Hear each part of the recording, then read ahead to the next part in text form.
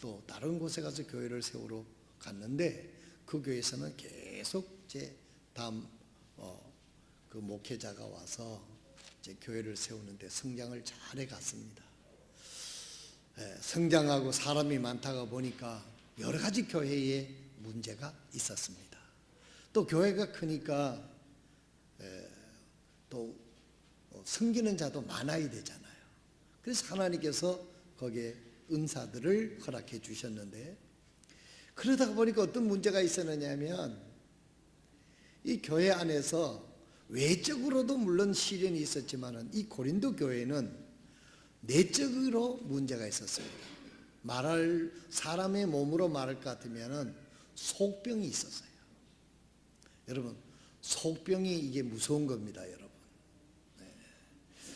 뭐 정신적으로 마음적인 속병도 있고 또 뭐 내장이 고장 나는 그런 경우도 많이 있지 않습니까?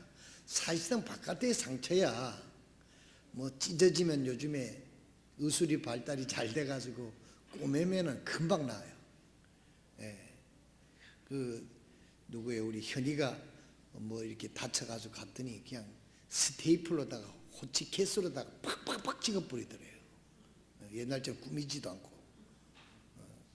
그러니까 또 얼마 되니까 딱 하나만 붙어가지고 뭐 빼도 되고 안 빼도 되고, 그건 잘 모르겠습니다만 하여튼 그렇게 했다 그래서 내가 그 얘기를 듣고 아이고 그렇게 그 호치케스로 찍어버리나, 그리고 내 인상적으로 들었습니다만은 요즘에는 이 살이 쫙 찢어져도 이렇게 막 이렇게 호치케스로 찍어 놓으면 그게 붙여만 놓으면 잘 아물잖아요.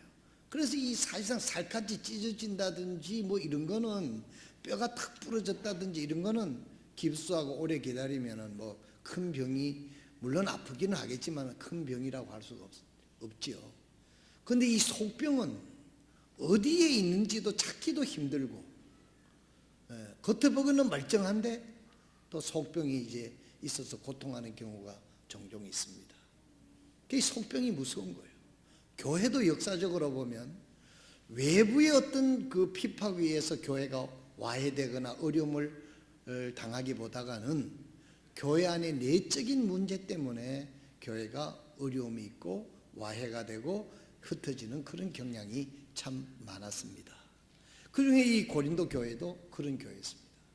외형적으로는 교회가 크고 잘 돼 나가는 것 같았는데 속에 병이 있었다는 거죠. 그래서 고린도전서 12장에 보게 되면 하나님이 은사를 주셨는데 그 안에서 서로 시기하고 분쟁이 일어났어요. 그 분쟁이 뭐냐면 아주 유치하고 쉬운 거예요. 그게 뭐냐? 내 은사가 너 거보다 낫다, 내가 너보다 낫다 하는 걸 가지고 서로 상처를 주면서 교회가 단합이 안 되는 어려움을 겪게 된 것이죠. 이런 시험을 당하는 것은 물론 뒤에는 사탄이 역사가 있습니다. 그 역사가 우리들이 연약한 부분을 충동질 해가지고 우리가 그것도 모르고 크게 그냥 휘말려 가게 되면 자기도 고통을 당하고 망하고 하나님의 교회까지도 어려움을 겪게 하는 그런 경우가 있게 됐다는 것입니다. 이 고린도 교회가 하나님이 주신 선물,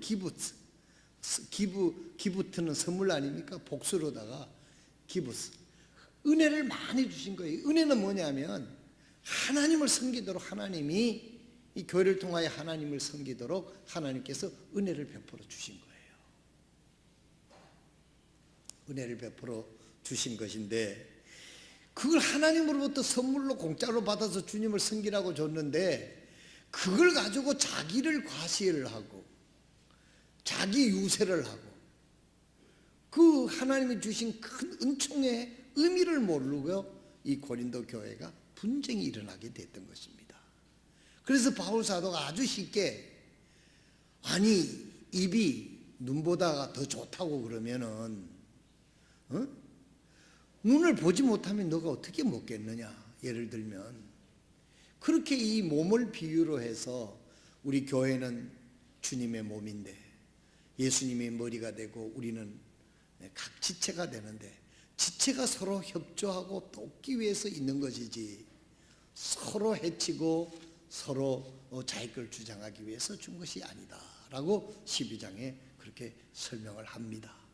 그리고는 13장에 와서 너희들이 이렇게 잘 모르는데 은사 중에서 가장 큰 은사는 사랑이다.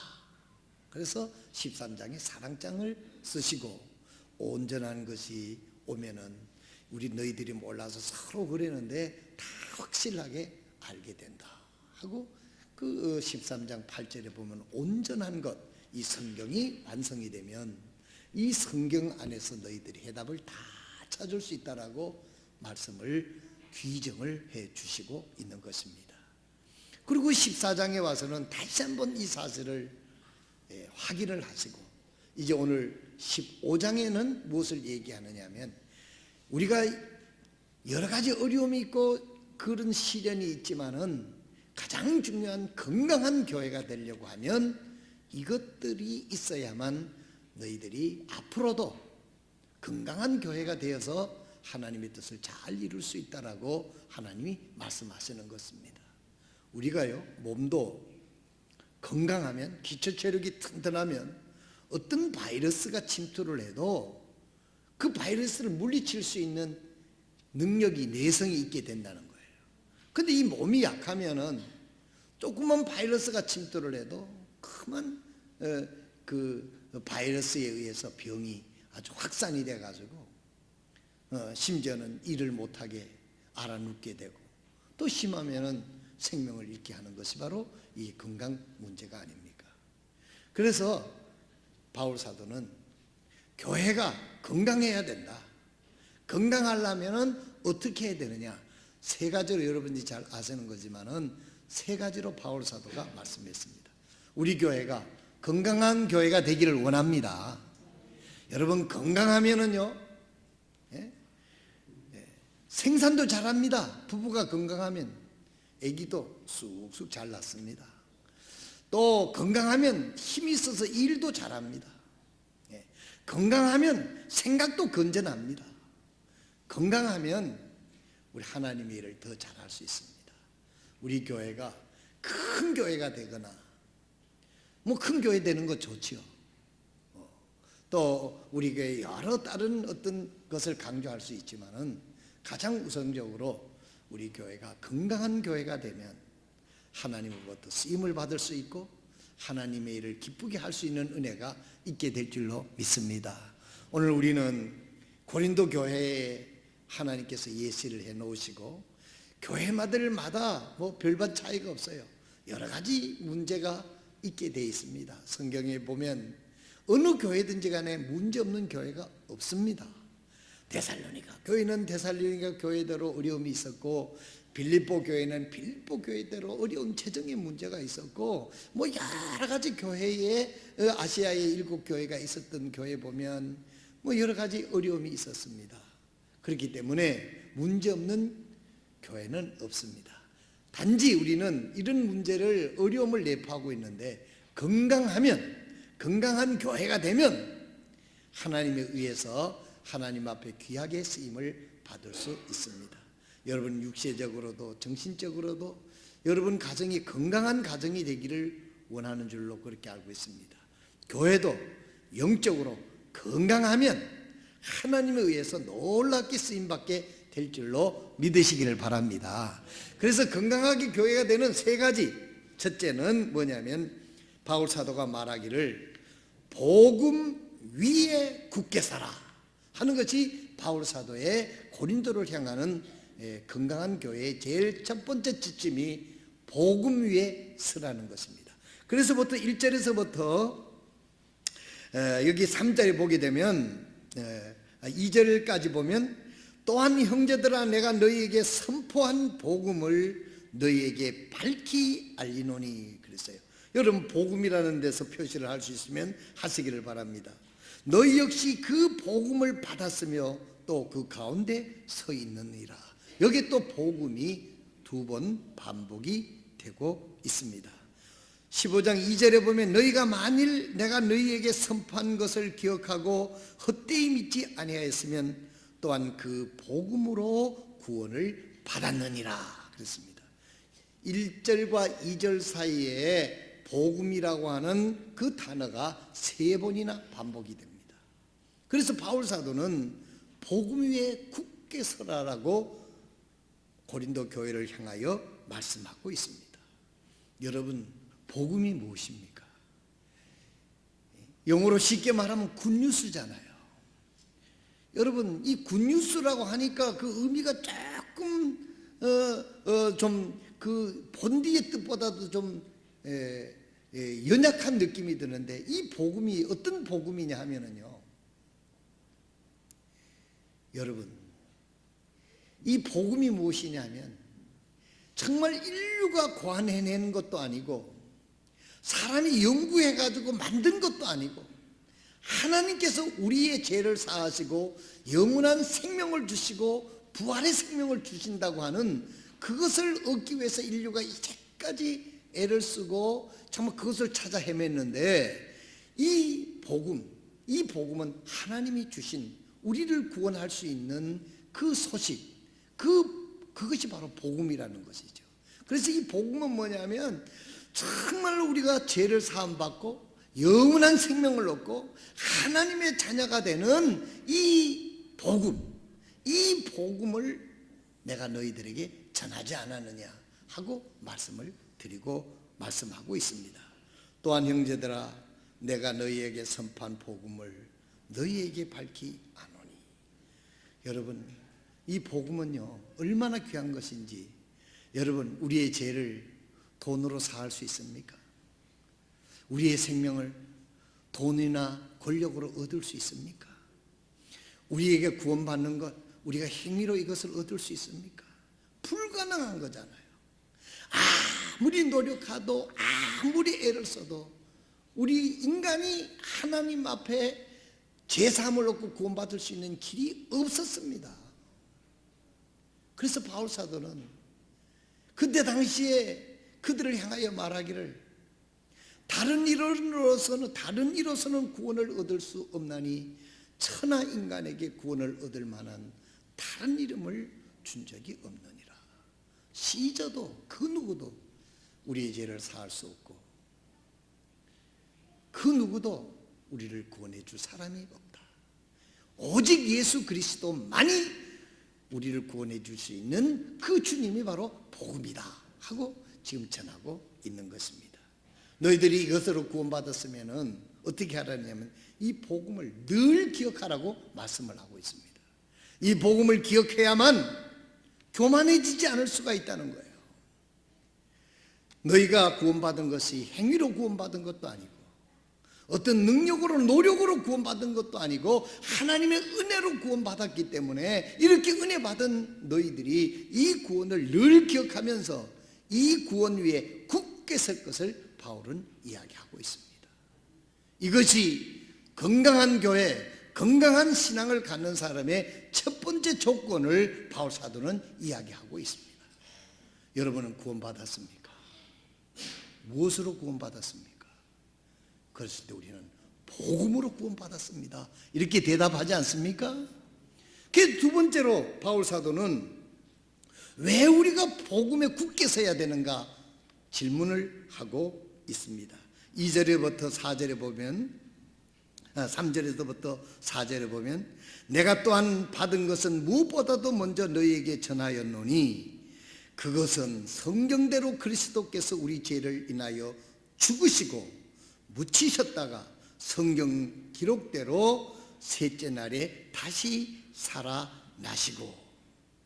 여기서 우리들이 구원받은 왜 우리가 복음 위에 굳게 서야 되는가 하는 것을 바울 사도는 두 가지로 대답을 하고 있습니다. 우리가 구원받은 것은 인간이 고안해내거나 어느 날 갑자기 주어진 것이 아니라 성경 태초에서부터 요한계시록 오늘날까지 성경에 기록된 대로 하나님께서 그 아들 예수 그리스도를 이 땅에 보내셨고 성경대로 어떻게 죽을 것을 다 성경에 썼는데 성경대로 와서 십자가에 못 박혀 죽으셨고 성경대로 다시 살아나서 누구든지 이 예수를 믿으면 제사함 받고 구원받을 수 있는 것을 하나님께서 말씀하셔서 성경에 기록한 대로 예수님께서 이 땅에 오셔서 복음을 이루었다라고 이야기를 하는 것입니다.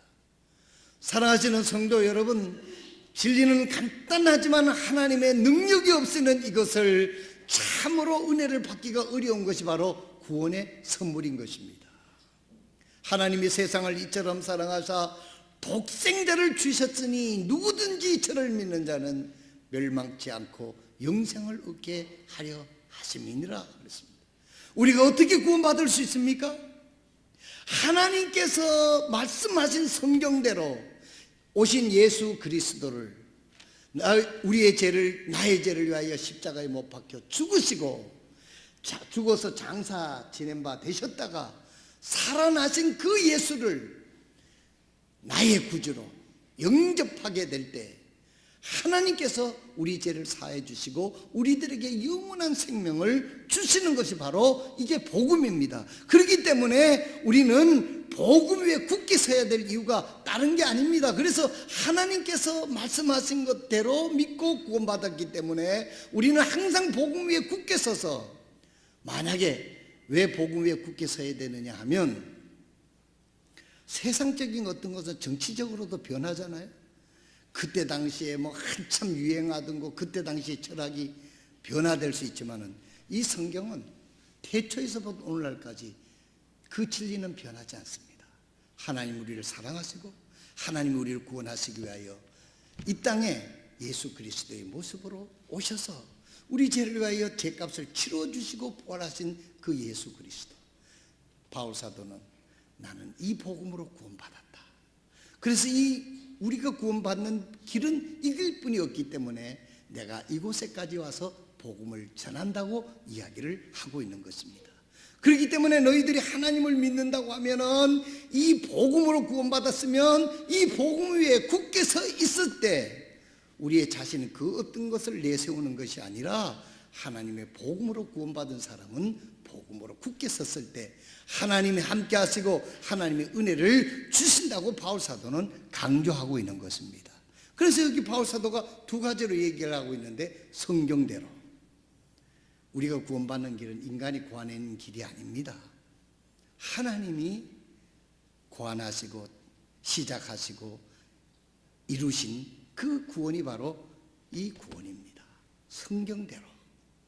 그 구원의 내용이 뭐냐면 하나님이 이 땅에 오셔서, 죄 없으신 하나님이 이 땅에 오셔서 우리 죄를 대신 짊어지시고 저주를 받아서 죄값을 치르시고 완전히 죽어서 묻혔다가 부활할 몸으로 부활하신 것을 우리들에게 보여주신 거예요. 이것을 믿을 때 하나님에 의해서 구원받는다는 것이죠. 그래서 그 어떤 능력도 그 어떤 것을 우리가 구원받은 것이 아니라 하나님의 은혜로 우리가 구원받았다. 그렇기 때문에 이 복음이 이렇게 소중하고, 너희들은 헛된 너희들이 뭐 좀 할 수 있다고 그런 걸 자랑하지 말고 이 복음 위에 굳게 설 것을 이야기하고 있는 것입니다. 세 번째로, 이 하나님의 은혜는 복음을 통해서 나타난다 그랬습니다. 하나님의 은혜에 대해서 생각해 보시기 바랍니다. 은혜는 하나님께서 우리에게 값없이 주시는 하나님의 은총이요 선물입니다. 그런데 이 은혜는 복음을 통해서만 나타난다는 것이죠. 5절에서부터 11절에 있는 말씀을 보겠습니다. 5절에서부터 11절.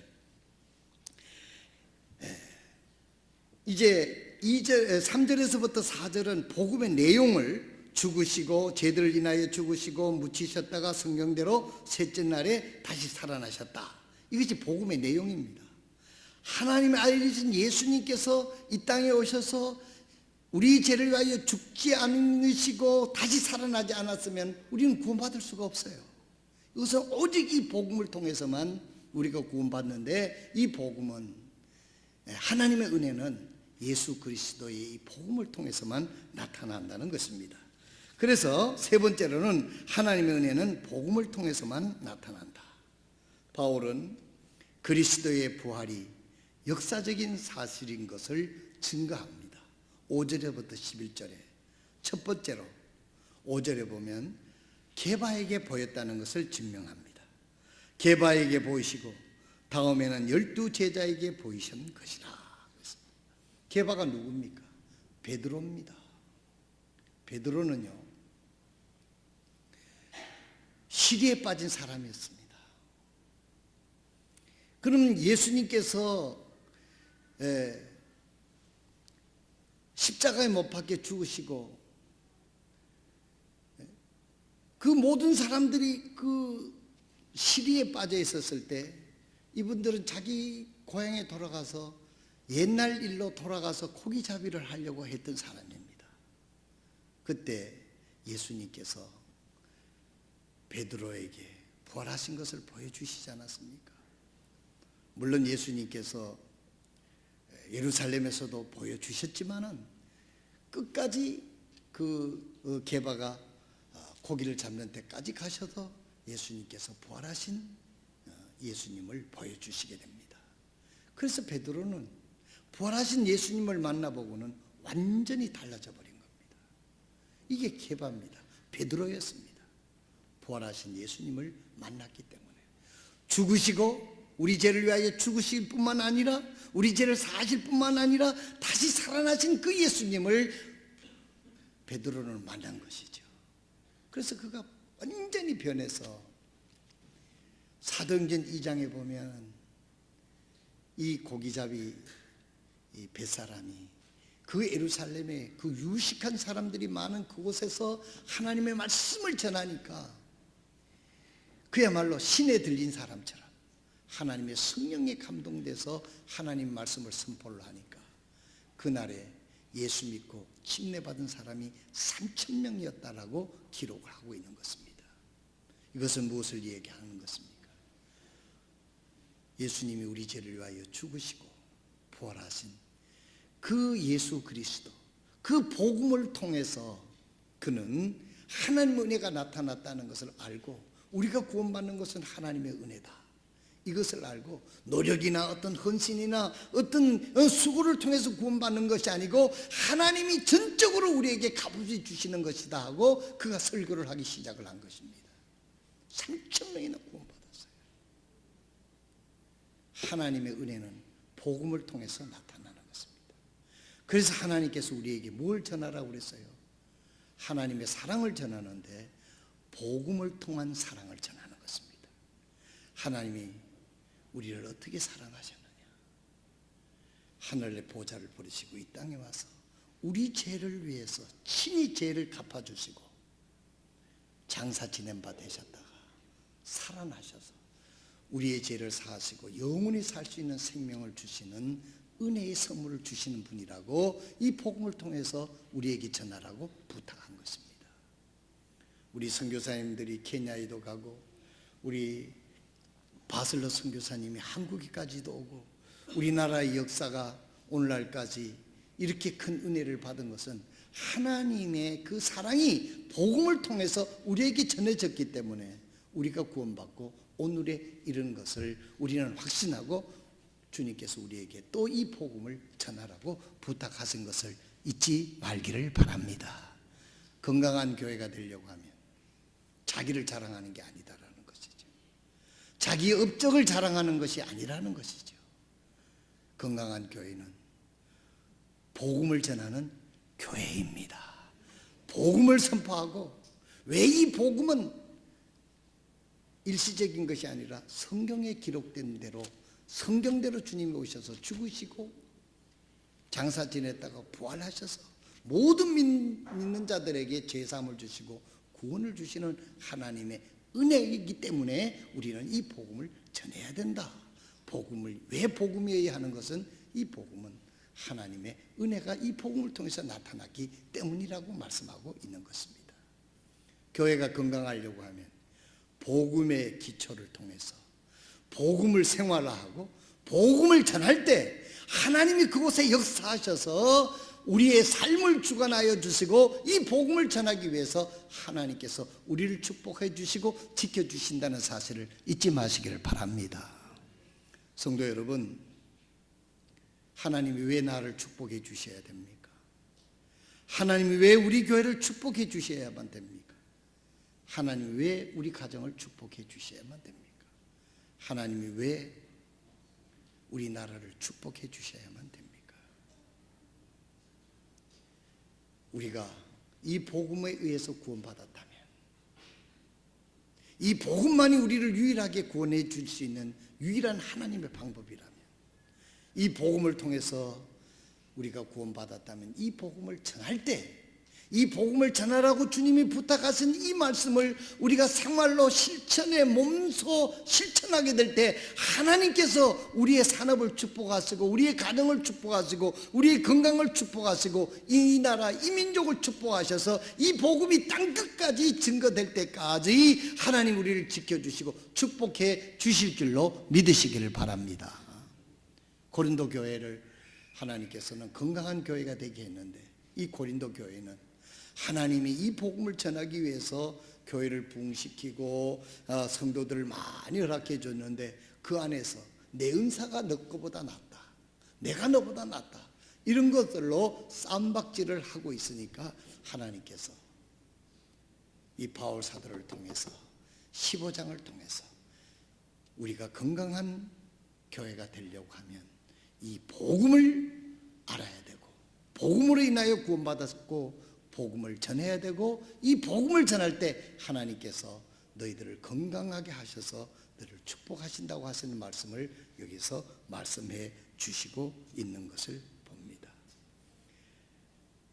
게바에게 전했고 12제자와 500의 형제에게 보이셨다고 여기 이야기를 하고 있습니다. 바울 사도 같은 분도 예수를 믿지 않던 사람이었어요.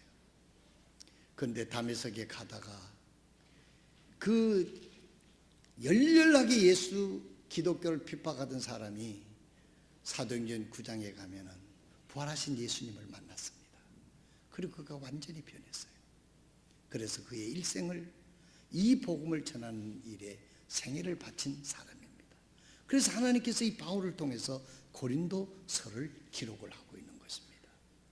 사랑하신 성도 여러분, 어떤 교회가 건강한 교회입니까?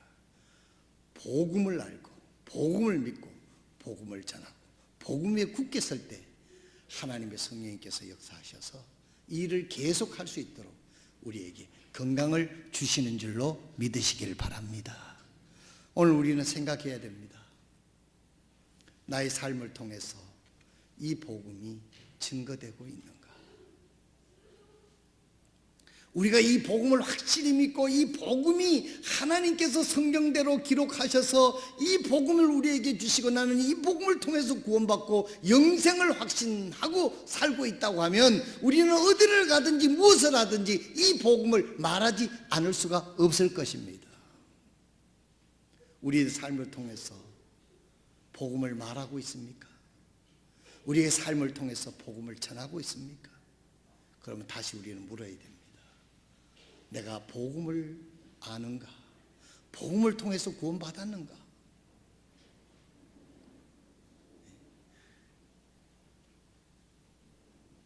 하나님의 은혜가 이 복음을 통해서 내 삶에 이루어졌고 나는 이 복음에 의해서 구원받았기 때문에 이 복음을 전하지 않을 수가 없는가?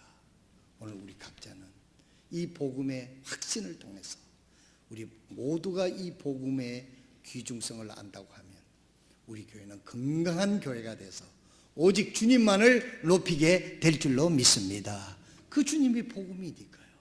주님이 나를 구원하셨고 주님이 나의 삶을 주관하실 것이고 주님이 나의 삶을 이루어 주실 것이기 때문에 우리는 주님을 전하지 않을 수가 없는 것입니다. 복음은 하나님의 은혜를 예수 그리스도의 이 복음, 나를 위하여 죽으시고 장사되고 부활하신 이 주님의 복음을 통해서 하나님의 은혜가 나타나게 된다는 것. 이 복음을 통해서 내가 구원받았다고 하면 이 복음을 전하지 않을 수가 없는 것입니다. 어떤 방법을 통해서든지 우리 속에 이루어진 이 복음으로 이루어진 나의 구원의 은총이 우리 이웃들에게 전 세계까지 전가되는 이 은혜가 저와 여러분들에게 함께 하시기를 주님의 이름으로 축원드립니다. 마지막으로 주님께서 이 복음을 우리에게 부탁했습니다. 다른 사람에게 부탁한 게 아니에요. 복음을 통해서 구원받고 복음을 위해 굳게 서 있고 하나님의 사랑이 복음을 통해서 나타난 사실을 아는 우리들을 통해서 복음을 증거하라고 주님께서 우리들에게 부탁을 하신 겁니다.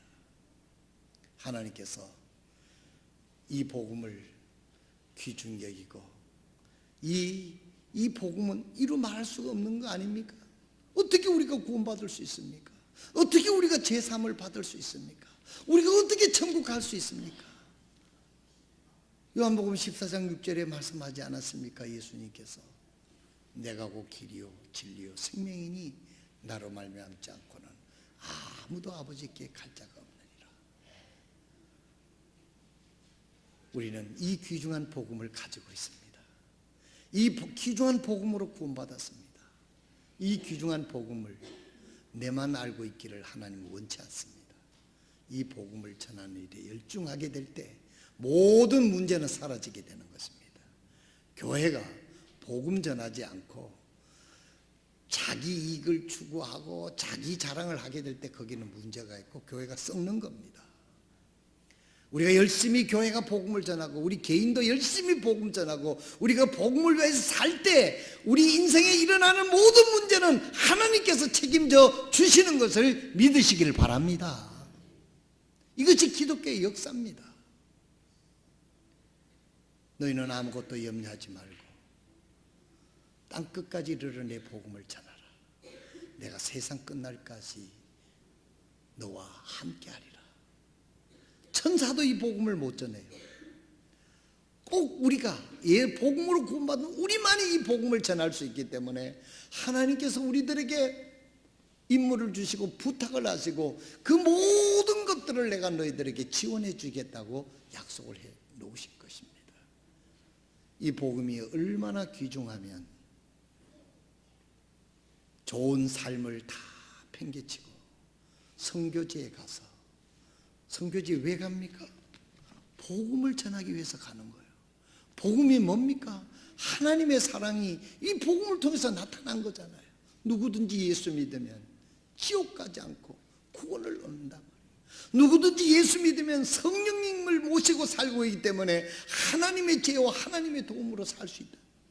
이 귀한 복음을 전하기 위해서 오늘도 선교사들은 땅끝까지 가서 가족을 두고 사랑하는 사람들을 두고 그 아무도 알지 못하는 오지에 가서 하나님의 사랑의 복음을 증거하는 거 아닙니까?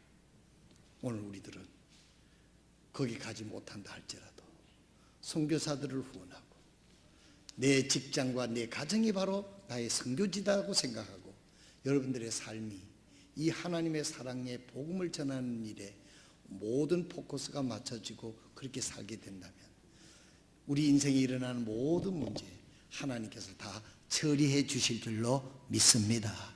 이것이 성경의 약속입니다. 하나님 은혜가 여러분에게 함께 하시기를 바랍니다. 기도하겠습니다. 우리 이 시간 다 같이 일어나셔서